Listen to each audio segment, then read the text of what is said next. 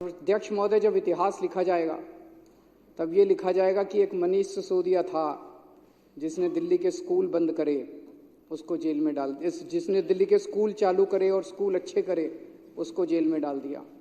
एक सतिंदर जैन था जिसने दिल्ली वालों की बिजली मुफ्त करी, दिल्ली वालों के लिए मोहल्ला क्लिनिक बनाए, दवाइयाँ मुफ्त करी, उसको जेल में डाल दिया, उसके काम रोक दिए। और एक बीजेपी थी जिन्होंने सारे काम रोक दिए। जब इतिहास लिखा जाएगा तो बीजेपी के भी कारनामे लिखे जाएंगे, मनीष सिसोदिया के भी, अरविंद केजरीवाल के भी और सत्येंद्र जी। अध्यक्ष जी, जेल से निकलने के बाद मैंने इस्तीफा दे दिया। मुझे इस्तीफा देने की कोई जरूरत नहीं थी, किसी ने, इन्होंने भी नहीं मांगा था मेरा इस्तीफा। इन्होंने तो पोस्टर लगाए थे इस्तीफा दो, मैंने जब दे दिया तो इनको ये समझ नहीं आया उन पोस्टरों का क्या करें। अब छपवाए थे, लगाने थे, अभी बता रहे हैं। मैंने इस्तीफा दे दिया। मेरी जिंदगी में 3 बार ऐसे मौके आए जब बड़े बड़े पदों से मैंने इस्तीफा दिया अपनी जिंदगी में, वॉलंटरीली, स्वैच्छिक, अपनी मर्जी से, किसी ने मांगा नहीं था। मैं इनकम टैक्स में काम किया करता था, जॉइंट कमिश्नर की पोस्ट पे था। मन में ये था कि देश के लिए कुछ करना है, समाज के लिए कुछ करना है। तो मुझे ये लगा कि जो मैं नौकरी कर रहा हूं, ये नौकरी तो और कई लोग कर लेंगे, मेरे जैसे और बहुत इनकम टैक्स में जॉइंट कमिश्नर हैं, कमिश्नर हैं, वो लोग कर लेंगे। मुझे कुछ ऐसा करना चाहिए जो हर आदमी नहीं करता। मैंने जॉइंट कमिश्नर की नौकरी से त्यागपत्र देके और 10 साल दिल्ली की झुग्गियों के अंदर काम किया। जॉइंट कमिश्नर की नौकरी से मैंने इस्तीफा दिया था, किसी ने इस्तीफा मांगा नहीं था।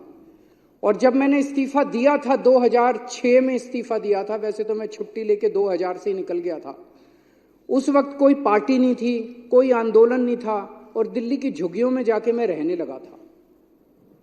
तब ये नहीं था कि मैं मुख्यमंत्री बनूंगा या चुनाव लड़ूंगा, चुनाव लड़ने का कोई इच्छा नहीं थी।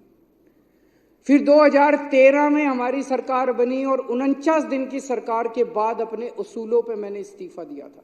49 दिन के बाद, किसी ने मांगा नहीं था इस्तीफा, 49 दिन के बाद इस्तीफा दिया था। और अब तीसरी बार, अब जेल से निकलने के बाद मैंने इस्तीफा दिया है। मैं सत्ता के लिए नहीं आया, मेरे को सत्ता की जरा सी भी भूख नहीं है, मेरे को सत्ता का, पैसे का जरा सा भी लालच नहीं है। देश के लिए आए हैं, देश के लिए कुछ करने के लिए आए हैं। और दूसरी तरफ ये लोग बेचारे परेशान हो गए हैं कह कह के, भाई 75 साल का रूल आपने ही बनाया था। मेरे को कल एक आरएसएस के बहुत सीनियर नेता मिले, उन्होंने बताया, बोले जी आरएसएस ने अल्टीमेटम दे दिया है कि भाई 75 साल का रूल तो लागू होगा।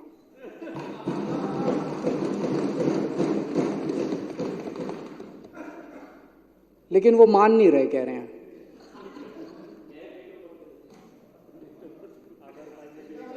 सत्ता छोड़नी बहुत मुश्किल है, सत्ता कुर्सी छोड़नी बहुत मुश्किल। 1 मिनट, वो बोलने के लिए ललचा रहे हैं, मेरे बात बोलने लो। सत्ता छोड़नी अध्यक्ष महोदय बहुत मुश्किल है, सत्ता का लालच छोड़ना बहुत मुश्किल है।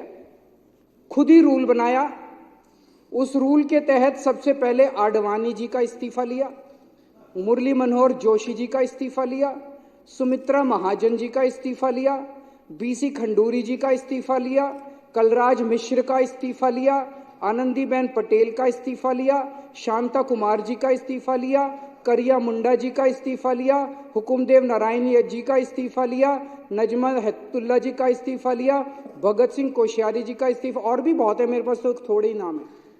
उन सब का इस्तीफा लेने के बाद जब अपना नंबर आया तो कहते हैं ये कानून मेरे पे लागू नहीं होगा। ये तो ठीक नहीं है, सबके लिए बराबर कानून होना चाहिए, नहीं होना चाहिए। मैं ये सोच रहा था कल को कोई अफसर 60 साल की उम्र होने के बाद कहे मैं तो नहीं रिटायर होता जी, कल को कोई सुप्रीम कोर्ट का जज 65 साल की उम्र होने के बाद कहे जी मैं तो रिटायर नहीं होता। व्यवस्था ही खराब हो जाएगी।